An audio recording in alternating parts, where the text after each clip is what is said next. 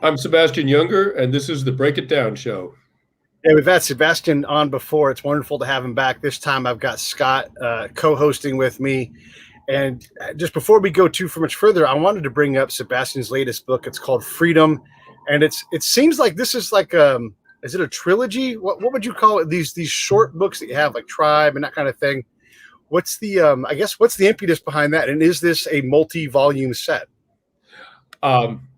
Well, I didn't set out. My first one-word title book was called War, and I didn't set out to write what might look like a trilogy later. I just thought I like the simple title. I like being completely like blunt and direct about what the book's about, and it's not about anything else.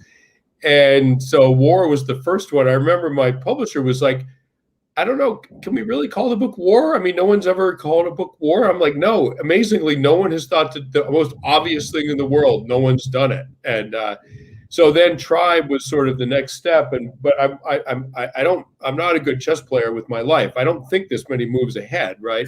But I do react to things as I'm trying to make sense of the world and sense of my life and other people's lives.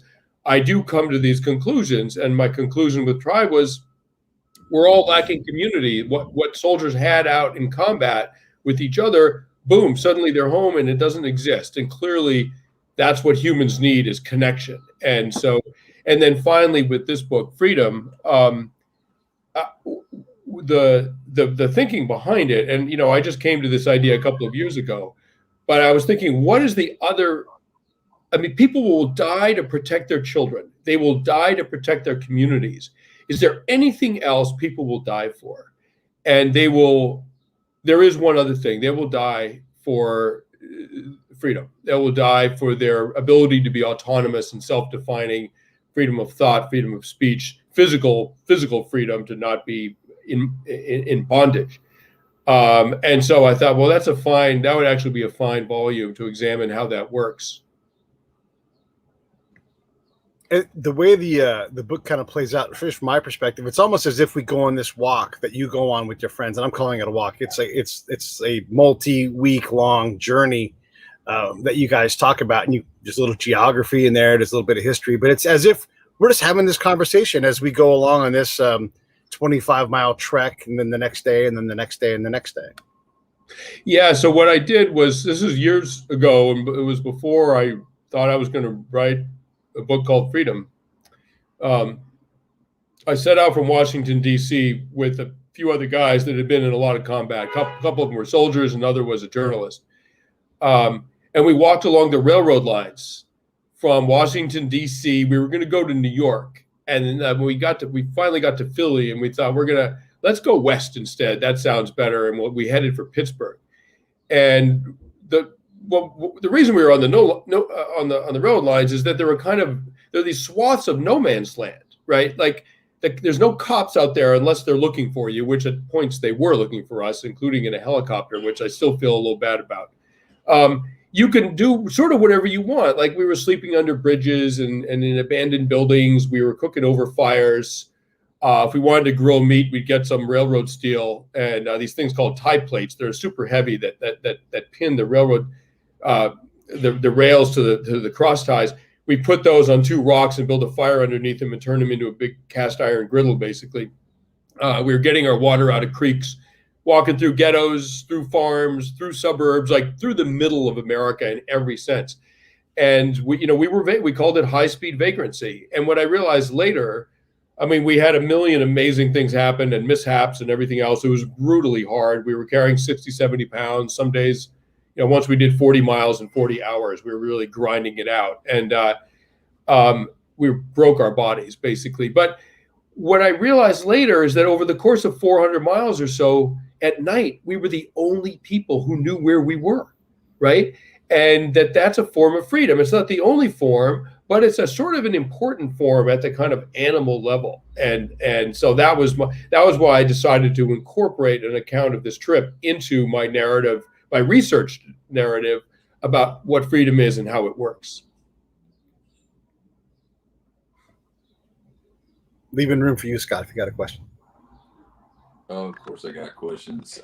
I think reading what you've written. You seem to have this deep-seated, burning desire that compels you to be a glutton for punishment continually. And I remember sending you a copy of my book Tribe, and it was all scribbled up. And one of the questions me and Pete always ask of you, we talk about you a lot because a lot of what you write does sink into what we do deeply. Is I asked, why didn't Sebastian join the military, and why does he do these things? What drives you to? What kind of nut job takes off and walks the railroad tracks? Who is a successful guy and it's like undercover hobo. Why do you do that? Why do you feel that need? Yeah, well, I mean, I can't remember if I said this, but we called it high-speed vagrancy, which was a sort of phrase that we came to like. And what I liked about it, I mean, technically it's illegal, right? Morally, I felt like we were okay. Like we weren't victimizing anyone with our illegal act. We were endangering ourselves, I suppose, but we were pretty careful out there. And one thing that we liked is that we were marginal. And you go on the Appalachian Trail, like beautiful out there, but you're walking where society sort of wants you to walk. What we were doing was we were dependent on society, but we were marginal and sort of skirting the edges of it. And I liked that relationship where we were part of it, but not part of it. And where we had to think about our security every night. We had to think about if we were visible to people, because when people saw us, sometimes they call the cops. A guy shot at us in Pennsylvania, like over our heads, but we'd all been in combat, so we had a predictable reaction. Like, it's a weird country. It's a country I love, but damn, if it isn't pretty weird out there, And so we like being marginal. And the other, I was two out of the four of us were in the middle of getting a divorce. And what I knew from having been an athlete my whole life is there's an amazing sort of refuge and transformation. There's an amazing refuge in exhaustion, and an amazing transformation that can happen when you exhaust yourself over and over again and become stronger. And there's something that happened. I was a long distance runner in high school and college. I ran some pretty good times. I ran a couple of marathons in my 20s. There is something that happens when you move through the world in a kind of cadence, when your body falls into this cadence, into this rhythm. And sometimes you get this feeling that it's effortless. You get this feeling, as I say in the book, where you're in cadence when it feels easier to keep moving than to stop, when stopping seems like the harder thing. And that, to me, you're almost in a kind of sacred place. And I'm an atheist, so when I use the word sacred, I mean it sort of metaphorically, but it's a very, very special place. And I know what that can do for a person and what it could do for me. And so that was part of this. I was in my early 50s and my life was changing pretty radically. And I had a lot of things happen in combat that were catching up with me and in my life. And I thought, I need to kind of burn myself clean. I need to be in a place where I have the equivalent of nothing. And of course, I wasn't homeless. I had money in a bank account. I had a home I could go back to. It was a performance, but there is something of value in a performance. It's not completely without value. And the I don't know what would the word be, the humility you sometimes wind up with when you recognize other people looking at you like you're marginal. That's a kind of profound. There can be something kind of profound there. That as you described the ruck marching that you were doing, for lack of a better term, that's what I think Scott and I would recognize it as. You really nailed that. I did the Nijmegen walk. It's like 100 miles over 4 days. And you're right. You have a middle distance. No one runs the 800 without the knowledge that it's going to hurt really bad. Yeah. Especially that, like, from 500 meters on, it's just all guts, and you do it over and over again, but you also learn that you can take it. And so I called it the pain ball. There's 1,000 people on this road walking in Nijmegen, and all of a sudden you just grab your thigh and you're like, oh my God, oh my God, oh my God. And you're like, maybe 10 steps, maybe 20, and then it's gone. And then you'll see that pain ball bounce to somebody else, and they'll grab their neck and oh. but it moves, and you know it's coming. You know you can deal with it, and you keep going because you're in cadence. That cadence concept and understanding, like thumbs under your straps or no thumbs, just to constantly take that discomfort and make it manageable so you can get to that bigger prize. Like when you do finally stop and you do sit down, wow, changes everything. And you do these minute adjustments. I'm glad you mentioned the thumbs under the straps. Like as your body breaks down, I would either tighten or loosen the belt a little bit, right? I would put thumbs under the straps or not. I would lean forward a little bit or not. I would sometimes when I was tired, I would go faster.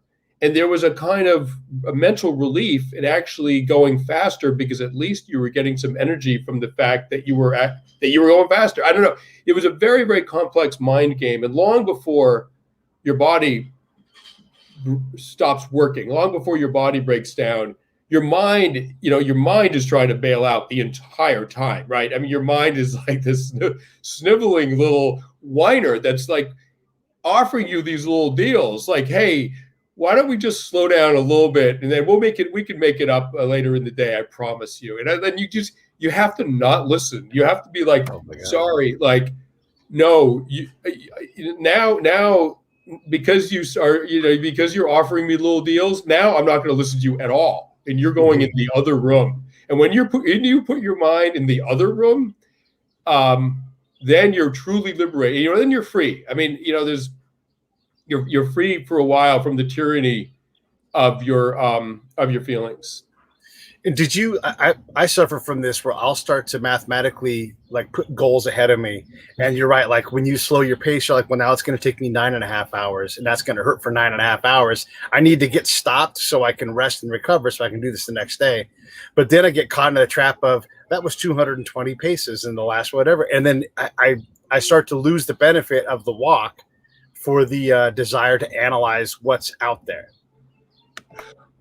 Yeah, you turn into this like pathetic little amateur mathematician, right? And you divide and it's all these mental games. But your body, particularly if you're an athlete or if you're a soldier, your body's loyal. Your body at the end of the day, your body will do what you tell it to do. And I love that about the body. And my book is divided into 3 sections: run, fight, and think. And they're roughly the 3 ways that people throughout history have maintained their freedom in the face of a greater power. And the first way, the most elemental way, is just being mobile. I mean, just being faster, having more endurance, being more evasive than the group that's looking for you, whether it's the sheriff's department or the Roman Empire. I know whatever it is. Like throughout history, people have maintained their freedom by just staying out of reach of the powerful. And good people and bad. I mean, some people that are doing that are not good people, but nevertheless, that's the sort of first strategy. And I look at the Apache.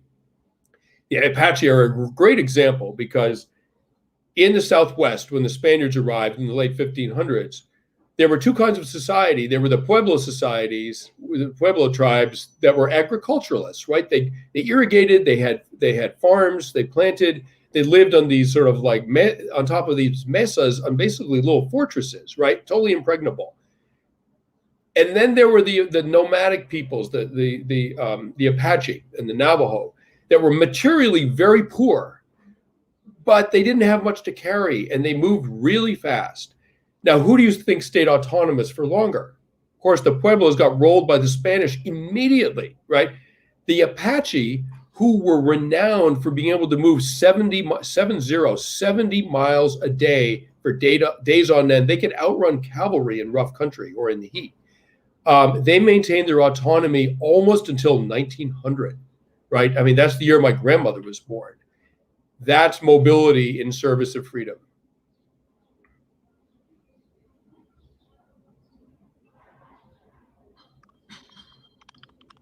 I like to think all of us are around the same age and a lot of shared experiences. I always wonder whenever a new project that you've been working on comes out, I think I'd label you a seeker. I don't know if you agree with that or not, but we got these demons, through all the shared trauma and, compiled trauma that we accumulate through life. And Pete and I often talk about that and I say this, it's become rhetoric to a degree, but we don't own those words in the military, like loss and sacrifice and trauma. Everybody can bring those on. All of us compartmentalize it some way. And then you go out and you walk the railroad tracks, and there's a lot of risk, more risk than is needed to purge these demons or whatever it is you're doing. And see the sine wave that we go through. And I always ask myself, what age, I'm over 50 now, will enough be enough? Will I stop seeking this high risk behavior, despite having a family and people to take care of and responsibilities? But how do you deal with that? Well, I mean, first of all, I now have a family. I'm incredibly happily married, and I have two little girls, 4 and 1.5.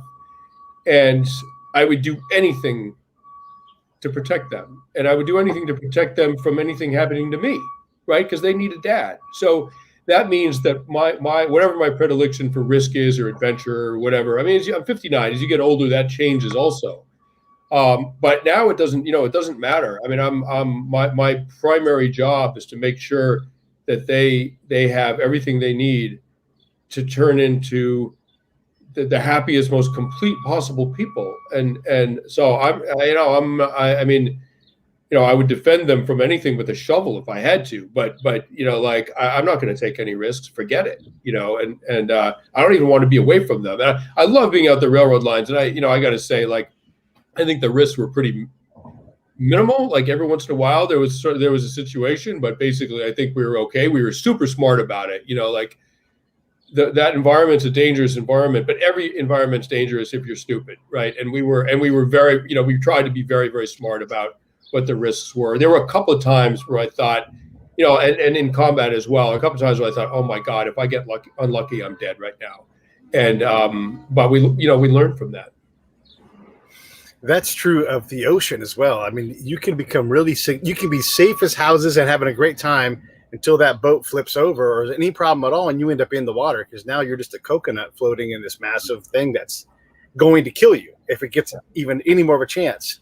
And the same is really true for the out of doors. Like, if you're out there on your own, I mean, we're 100 years away from a president's son dying from a blister, right? So we've conquered a lot of things that used to kill us, but that doesn't mean that anything. You talked about the threat of the train going by and all the, and you've been by helicopters when they land. I mean, it can be a dangerous place. Yeah. I mean, there was a couple of things going on out there. I mean, first of all, I found out later that some of the load straps that tie down like timber and stuff, or logs or whatever on these flatbeds, can come loose. And what happens is they just dance along the side of the train going 80 miles an hour, and so you can be off. And obviously you're off the track. You're not on you're not between the rails when a freight comes through, obviously. But you can be near it and cut in half, and I didn't really know that. There was one engineer who, a log or a piece of timber came loose from an oncoming train, and it was hanging out sideways. And the engineer in the front of the train, it was another freight train, and they were crossing, right? He dropped to the ground. I mean, he basically slipped a right cross from a boxer, right? I mean, essentially he dropped under the log, and it came through his compartment, right? And he survived because he slipped the ultimate punch. So, it's dangerous out there. I mean, but the other thing, we didn't want to be arrested. Whatever. We had the engineers would call us in if they saw us walk along the railroad. It's illegal, right? So they'd call us in. So we had to be very aware. We had to be completely plugged into our environment, and we got totally tuned up. And I don't know, I can't even explain how we did it, but sometimes those trains would go so fast that by the time you hear them, they're on you. So what we realized is you could kind of feel them before you could hear them or see them. Obviously, you could feel something. It was like something heavy and fast is coming down on you, and you could feel it from like a mile out. And we'd look at each other like, "Do you feel that?" "Yeah, I feel that." We get into the underbrush, and then this thing would come crashing through. I don't know exactly what we were picking up on, but we were tuned up, man, and that felt like combat. Like, wow, I am part of the environment right now. I'm picking up on things. I don't even know how I'm feeling it, but I am feeling it. And that, I mean, that's an amazing feeling. Like that gave me that old feeling of being like perfect for the environment, that I'm in right now. And that's a very old human feeling, and it feels awesome. That is an irreplicable feeling that we share. And you talking about the risks too, like the manager at the grocery store would never think of well, it's kind of safe out there. I could do this too, and then go back to my normal doldrums of daily life. But I love the trains as from a 30,000 foot view as this big metaphor for why you wrote this book, as it goes, this multi-ton train traveling at 60 miles an hour, and you have this epiphany of how would I stop this?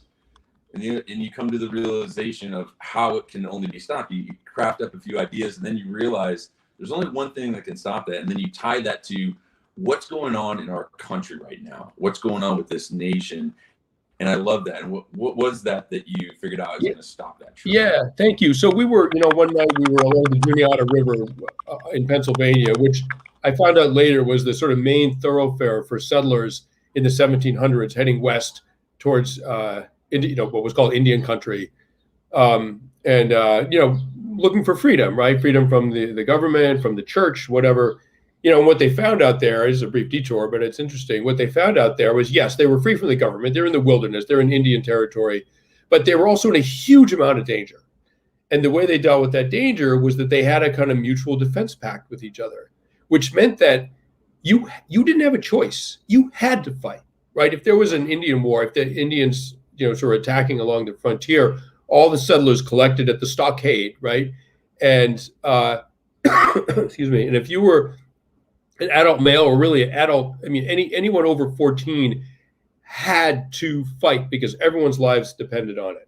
And so if you were an adult male and you didn't at all times carry a rifle, a scalping knife, and a tomahawk, you were mocked and you were cast out of the society, because you had to be ready to fight at a moment's notice. And if you weren't, you were not part of the community. In other words, you were free from the government, but you were dependent on your community, and they were dependent on you, and you had to conform to its norms. And if you didn't, you were not part of that community, and you were out, right? So the ancient human sort of conundrum about freedom is that you have to be well organized enough and sort of obedient enough to defend yourselves against an enemy.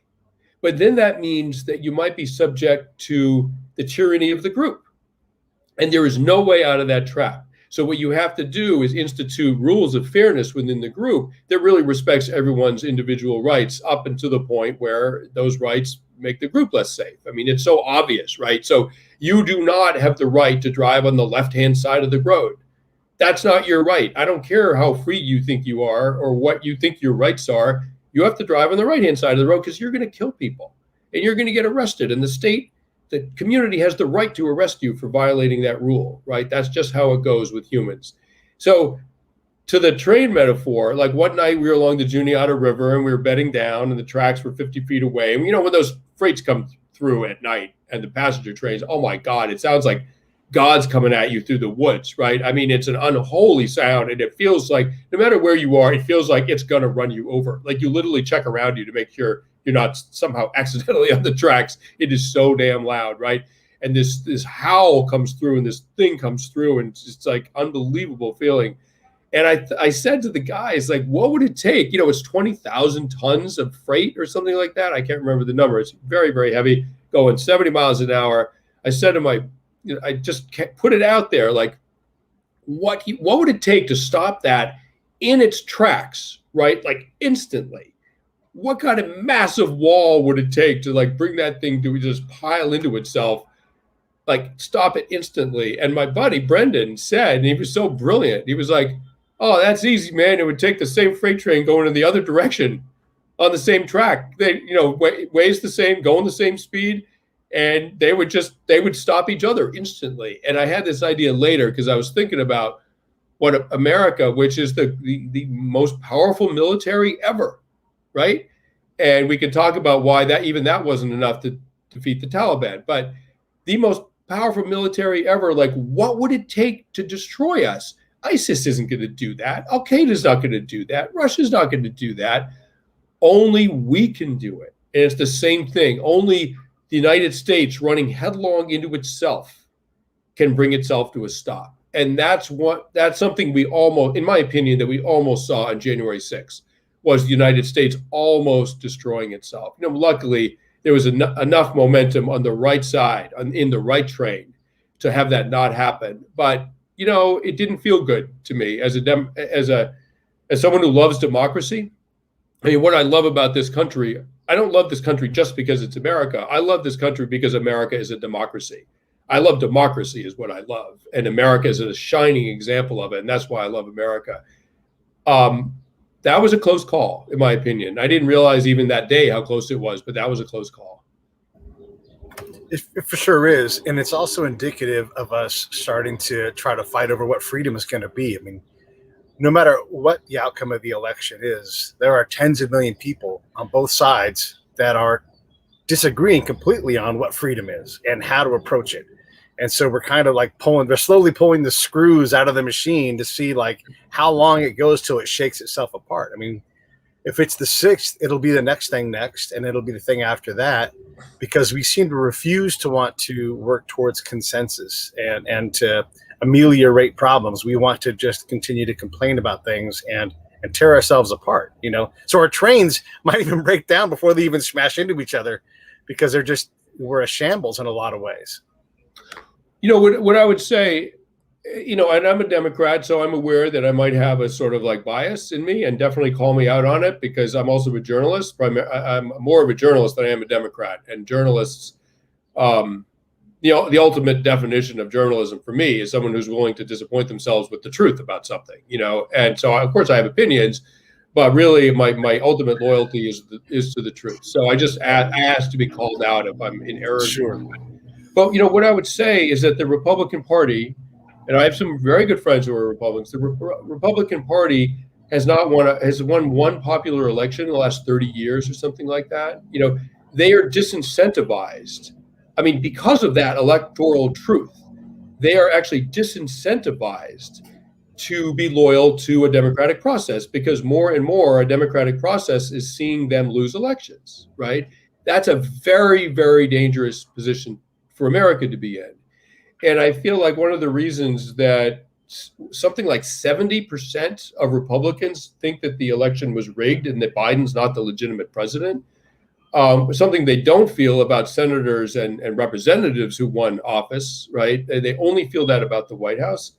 I think one of the reasons they're thinking that is because they don't, at the moment, have an electoral strategy that will turn that reality around and give them a popular vote win for the White House. So basically what we're asking the Republicans to do is to accept an indefinite period of being out of office, because they believe in the democracy so deeply that they'd rather be out of office than lose the democracy. That's a lot to ask from a party, from any party. And what I would beseech them, right, to save not only their own party, but the democracy, is figure out a way to talk about policy where you're more appealing and you can start winning popular elections. Like, figure out how to do it. That's the long range plan. The short range plan is to reject reality, and that never works for very long. That is so true. Scott? I had a question as I was reading through this. I mean, there's so many great lessons in this book, but I think, the question was, is freedom supposed to be this big parable for something else? Because there's so many stories about people in it, which I love how you have that skill, because the book itself is this very succinct, didactic story and compilation of stories that illustrate so many important lessons, and it's jammed into this tiny little book, like 45,000 words. You have such a gift for that. Is that the end? Is it about the train? Is that about what you want people to learn? Well, yeah, I mean, so the book is, as I said, divided into three sections: run, fight, and think. The high speed vagrancy part that's not the point of the book. I mean, it was an intense experience we had that I think illuminates an aspect of freedom, a kind of physical freedom that's hard won because we carried everything we needed on our backs. On when we were walking through a 115-degree heat index, one guy started to sort of physically fail, and another guy took his pack and strapped it onto his pack and walked with two packs, right? I mean, if you're going to be free in a group like that, like the Apache, you got to be willing to suffer, and not only suffer for your freedom, suffer for the guy on your right or your left, right? So that's what that part's about. But really, the more profound point about freedom is these three mechanisms for maintaining it. And one is just be scarce, right? I mean, it's worked for nomads for centuries, for millennia. Nomads are very, very free people. They're also very poor. And you can have a pretty articulate conversation about the correlation between lack of possessions and freedom. And wealth is a kind of freedom also. But wealth can create a dependency on itself, and of course, dependency is not freedom. So it's this constant sort of moving target. I talked to a guy who'd done two or three decades in prison for committing a terrible crime, right? And he reformed himself in prison. He educated himself, an amazing man, and he eventually got let out on good behavior. And I asked him one question that felt sort of self-indulgent and silly. I said, is it possible to be more free in prison than out of prison? And he looked at me like I was crazy. He was like, of course it is. Are you kidding? Like, you can't be an addict in prison. And addiction is the ultimate loss of freedom. And that happens on the outside. It doesn't happen on the inside. And he said, even distraction. He's like, people are distracted out there. They're on their iPhones and they got a million things going on. They're not thinking about the important stuff. He said, in prison, you got nothing but time. And eventually, you will have an honest conversation with yourself about who you really are and what you're doing in there. And until you have that conversation, you're not free. And people on the outside don't have a need to have that conversation. On the inside, eventually you're going to have it. And so, it really depends how you phrase it.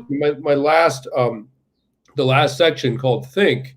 I mean, of course, for humans, unlike any other mammal, the smaller person or the smaller group can actually defeat a larger group. That's unique to humans, right? And I hate the Taliban, but the fact that that insurgents without an air force, without artillery, without tanks, sometimes without boots, could defeat the United States for 20 years, right? That means that the empire doesn't always win, and that allows for the possibility of freedom for smaller groups. But the last section, think, is about how do you maintain your freedom within your group. You're not outrunning it. You're not trying to overthrow the government or defeat the U.S. military or whatever. You're trying to change your society so that it's more free. How do you do that? And that requires thinking. And there is no way to think your way to a free society where everyone doesn't have equal rights. And one of the things I didn't like about January 6th was basically these people were saying, you know what, everyone who voted for Biden, they actually don't have rights in this democracy. We're going to decide who's the president. That is actually the exact opposite of freedom. People use the word freedom because it's such an enduring human value that as soon as you say, oh, I'm fighting for my freedom, it's expected everyone will back off. Like, oh, you're fighting for your freedom. Like, okay, yeah, no problem. I won't question you any further. The word is horribly misused. And so, its use must be really, really scrutinized and examined because people use that word precisely to deprive the society of freedom. I mean, that's when it's used. It's a very, very suspect word. One of the things that we've done on the show is a project called the Prison Chronicles, and I got to talk to a lot of murderers that have rehabilitated themselves and they're out now. And a couple of truths have come out of that. And look, this is a small sample size. I'm not a social scientist, but when you ask these guys, like, when did it turn for you? When did you figure out that you were part of the problem and it was up to you to become free, even if you were never going to get out? And the number's right around 11 years. So and then I realized that I was the source of my problems. And, and they got there because they're going to group therapy. They're going to OG therapy. And all these guys were so wise in how they saw things. And they also said that I wasn't prepared to get out until basically the last time I went before that parole board, and I realized a couple of things. One is that parole board is my advocate. They're not against me. Right. They are vouching for me. And when I realized that, when I could accept everything that was going to be thrown at me, then I was ready. And this wisdom that came out of these guys, because they'd gone through this impossible thing a lot of times with no real clear path to actual external freedom. Right. And the other thing I want to add into this is, from talking to a lot of villagers, across a lot of different conflict zones, how someone defines freedom is very important if we wish to try to break chains for people, whether they're internal chains here in America or external. Having someone understand what freedom is from your point of view and you from theirs is vital if you're ever going to try to repair a system that is wanting for freedom, is to understand, like the Bush Doctrine talks about freedom being a universal value. Yeah. Okay. Yeah. But not really, because there's 5,000. It's like defining love with one way to define love. Freedom is the same thing, I think. Well, it's a universal value with a million different definitions, right? I mean, someone said to me, but every society values autonomy and freedom for the individual within the group, and for the group, surrounded by potential enemies. I talk about the Yamnaya, which were a nomadic group from the Russian steppe, the Eastern steppe, 5,000 years ago, and they would go into battle on horse-drawn chariots, swinging battle axes, and using horses in combat was new then, right? So they were often facing people who had never even seen a horse before.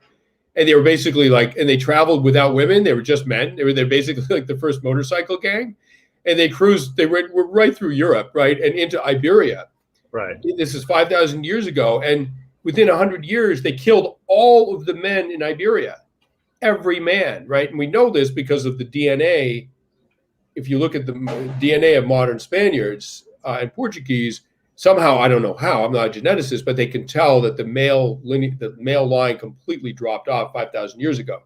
And clearly they mated with the women. And so those men, and arguably the women as well, lost their freedom to the Yamnaya because they were not able to defend themselves, right?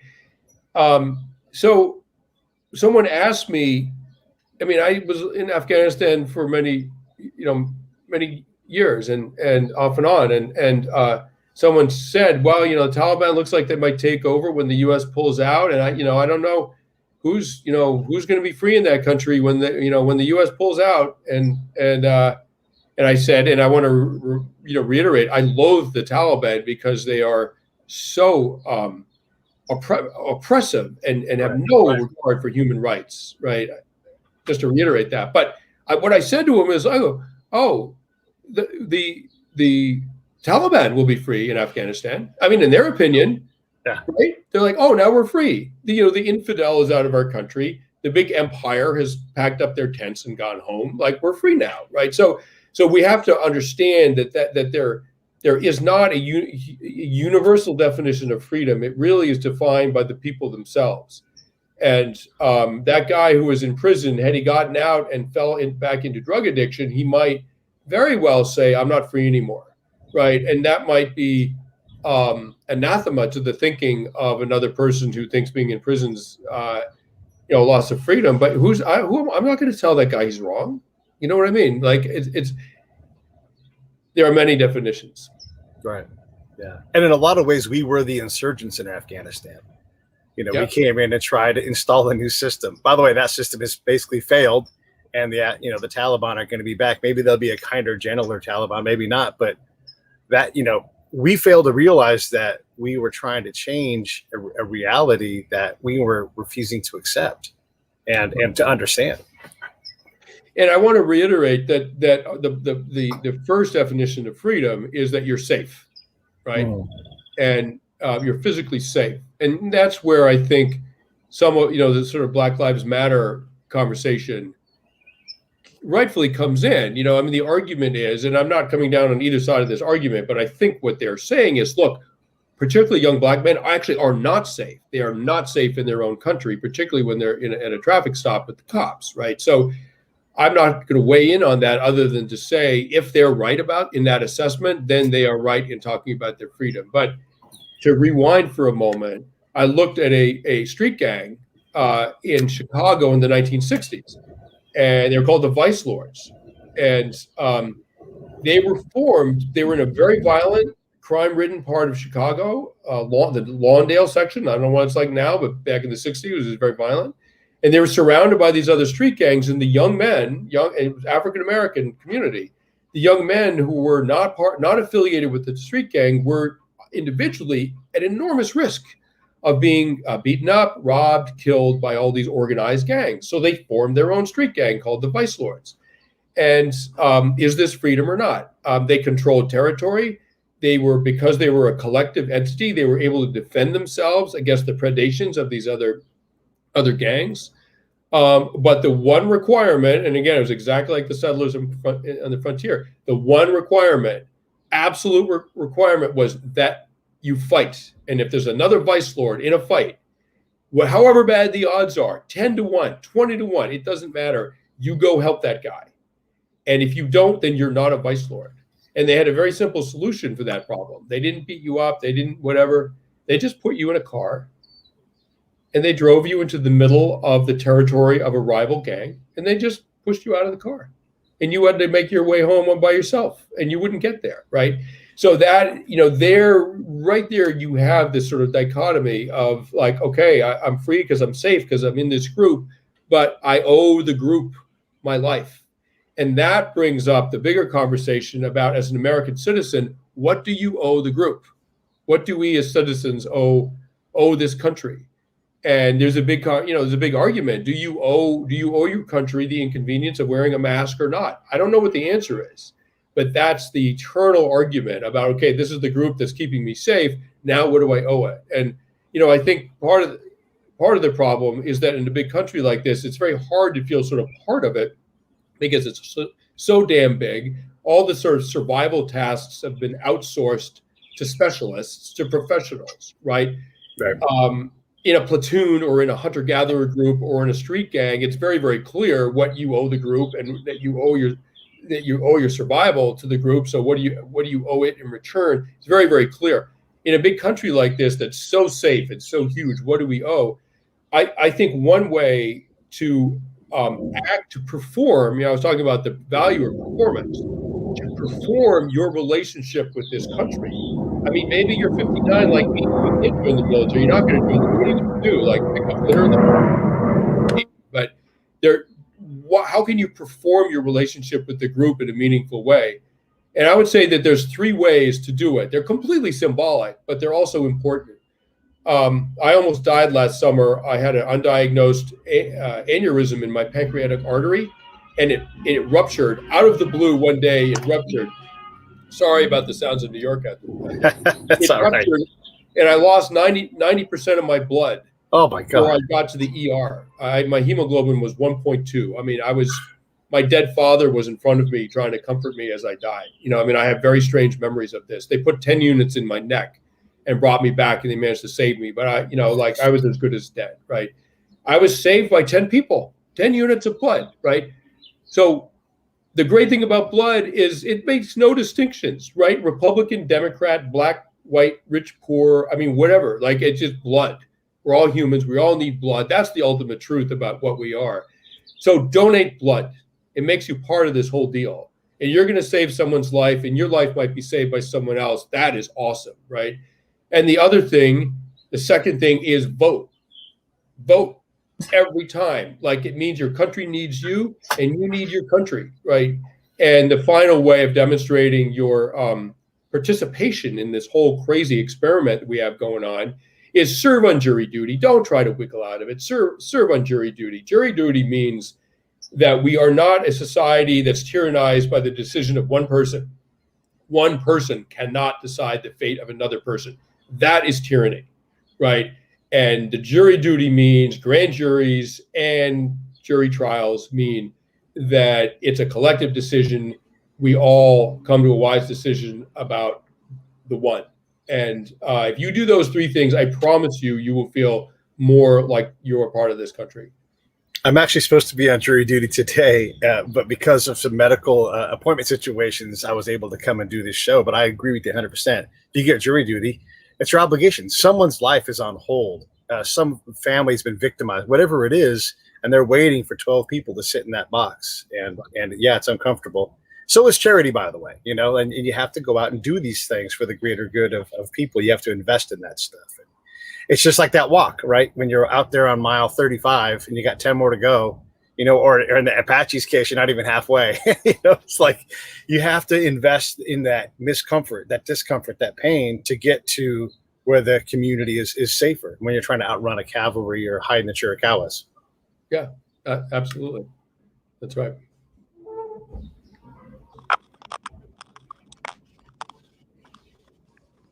I like how you always refer to what we have here as this empire, because I use that term a lot, and it's been in a couple of talks I've done where we were talking about this, this experiment democracy, and I'm always saying it's like there's only one kind of democracy. It's democracy. It's not American democracy. It's not Afghan democracy. It's not Iraq democracy. It's just democracy. There's only one flavor. And we were doing a thing a couple years back with Rick Davis and Marty Eastman and Carl Malantis on C-SPAN, and I always like to remind people that our influence in the Middle East and that whole region is really been trying, because we never defined what winning is. And you've been there, I've been there, Pete's been there, so many thousands of people have been there. We never really understood or defined winning. So to think that Afghanistan is going to become some Switzerland like that, that's just not going to happen, in my opinion. But the empire itself, in this big, huge locomotive, this freight train that continues to move forward, and we think we've got all this progress, I always remind people that there's been a lot of other empires around, the British, the Romans, and they lasted for 500 years. So this 254-year experiment that we're piddling around with, I always tell people that the clock is ticking.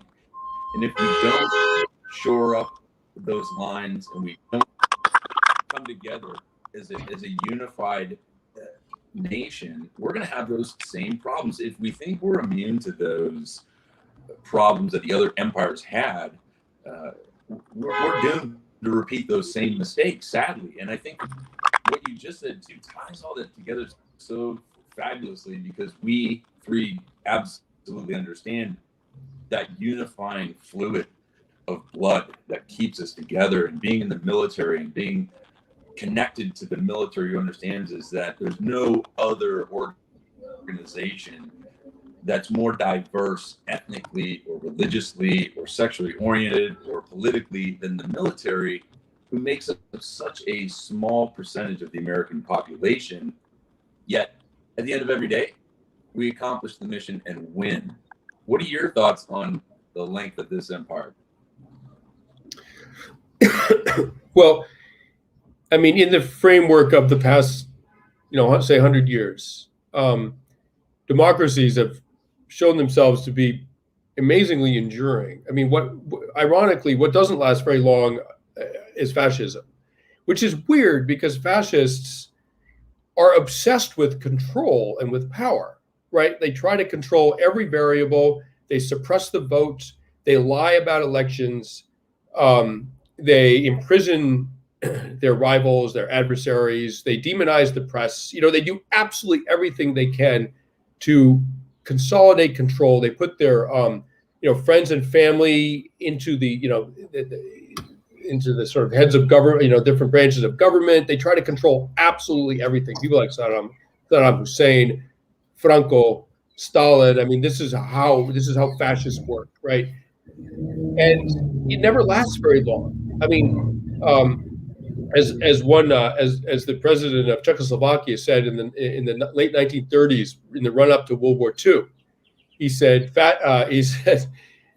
Dictators look good until the last 5 minutes. That's what happens to dictators. And the other, the other thing that I read, this wonderful writer named John Whitaker, who documented the rise of fascism in the 30s. He made this amazing point. He said the fundamental weakness of fascism is its need to appear strong, and its insistence that it's strong. And so the result is that fascist regimes often don't even last the lifespan of the dictator, of the leader, and rarely transfer effectively to another, to the son or what have you.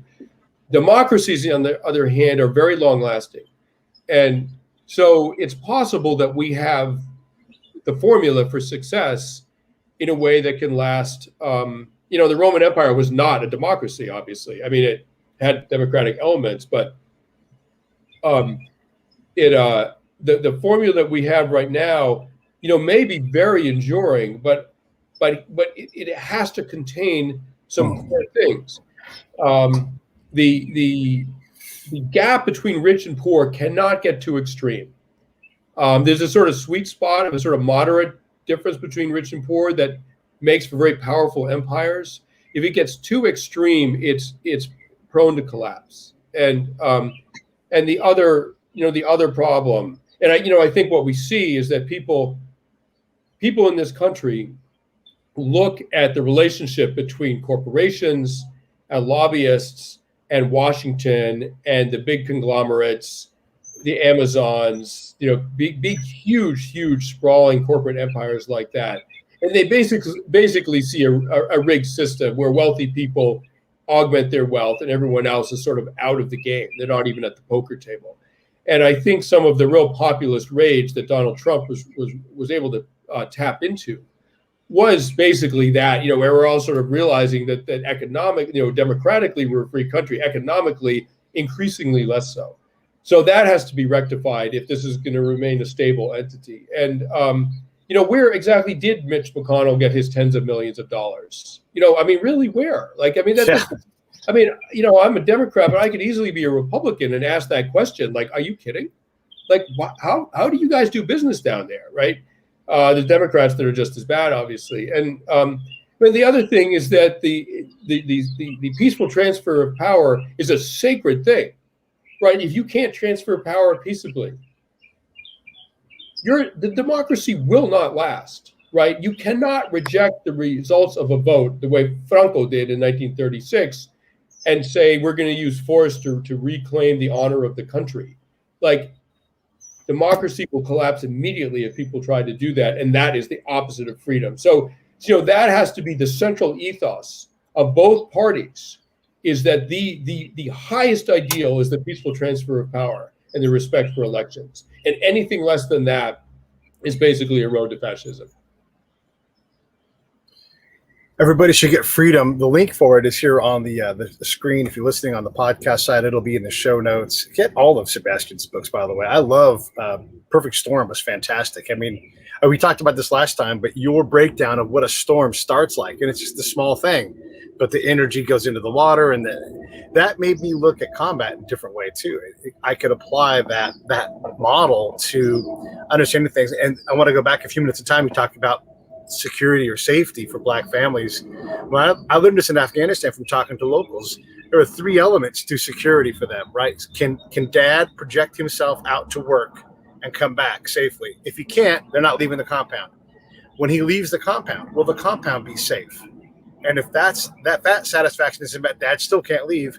And then to get kids to be able to project out to school and leave the compound and go to school and come back. If you couldn't satisfy those 3 things, which is really complex and hard to do, then you didn't have safety and security. And the other thing is that the specter is always worse than the actual problem itself.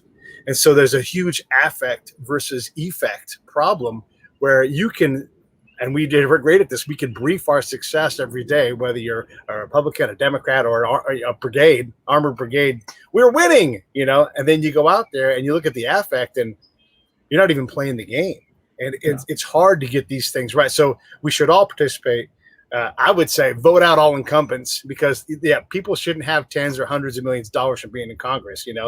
it should be not a sacrifice, but it shouldn't be a place to enrich yourself, and to understand that these problems are within our grasp. The root, and you're so great at words. The root of democracy and a republic. There's the powers with the people if we choose to put it to work.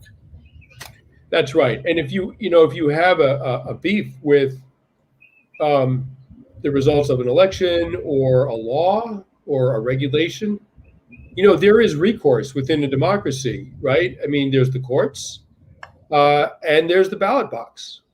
What there is not in a free society is, going to the Michigan State House with a bunch of machine guns and defying civil order because you're unhappy with an election. Like that's actually not on the menu in a free society. It just isn't. And both parties really must condemn that kind of thing as a threat to the freedom of all of us. And I don't hear it coming loudly enough from the Republicans, like that's not okay in our country. Briefly after January 6th, but then that quieted down again. And I'm my father was a refugee from 2 wars. He grew up in Spain, and he left Spain when Franco came in when he was 13, and he went to France, and he left France when the Germans came in, and he came to this country, and as he said to me, the fascism will never come to America. It's too great a country. He was a physicist. He was a very smart man, and I think he's right. And I wonder what he would have thought on January 6th, and I think he would have smiled and said, "I told you, it's not happening." I got to ask a question for John since he wasn't able to get here really fast. He wanted to know what your current state of boxing is. Are you still strapping on the gloves? You still out sparring or anything, or have those days passed you by? No, I'm still doing it. I mean, COVID shut down the gym that I used to go to, Mendez Boxing on 26th Street in Manhattan. And so that closed. I'm hoping they'll reopen, but I have a couple of guys that I work with I get up at 5 a.m. and we box in a playground, actually, spar a little bit. And, then I got a guy that I train with sometimes. So, yeah, it's COVID put a dent in it. But, yeah, listen, I'm 59. I almost died last year. The doctor said the reason I survived, I mean, I had something that very few people survive, and the reason I survived was because I was in really good shape. My heart shape saved my life and allowed my daughters to have a father, so, yeah, I'm not stopping that. Thankful for that. Hey, Scott, do you have any final questions or thoughts? Yeah, I think Sebastian said behind here, you almost made the whole show without saying COVID. I'm sorry, I couldn't hear you guys. He said that we almost went a whole show without saying COVID. That's right. That's right. Sorry. Almost made it. Yeah, no, we're good though. We're getting past most of it. Everybody get out there and get your vaccination so we can all get back to normal-ish. Anything in closing at all from you, Sebastian? It's a pleasure to talk to you guys. And, I love having a conversation where everyone's minds are open to both ways of seeing the world, a liberal and a conservative way. Both, this country is at its greatest when those two are in balance. And, that's what I pray for this country, is that we regain that balance. Yeah, same. I'm all about that. And I'm glad to admit that I'm a hypocrite. So if you think I've contradicted myself, I have. I'm sorry. I work on getting better. All right, stand by for a second. Hey, thanks for watching the show. I really appreciate it. Right here, you can subscribe. Please do that. It makes the show grow. Hit that notification bell so you know which incredible guest is coming up next.